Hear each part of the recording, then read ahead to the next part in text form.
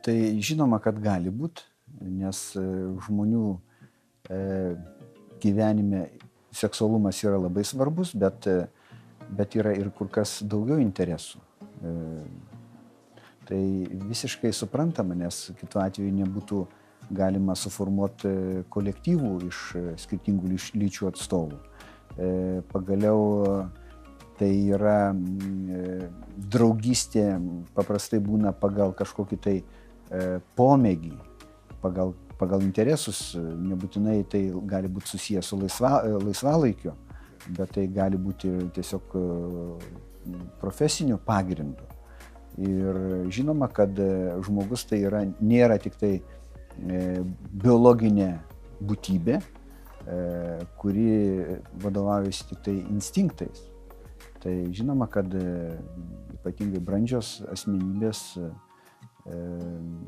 joms yra būdinga tai, kad gali bendrauti visiškai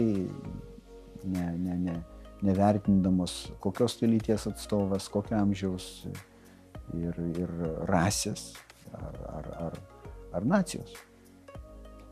Tačiau jeigu atsiranda kažkokios įtampos namuose, kad vienas ar kitas šeimos narys bendrauja su kitos lyties atstovais ir kyla įtarimų, kad tai galbūt yra ne tik draugystė, ne tik kažkokie tai dalykiniai interesai, tai vėlgi galima vertinti, kad iš tikrųjų kiekvienas mes matom kitą pagal savo sugėdimo laipsnį. Tai iš tikrųjų,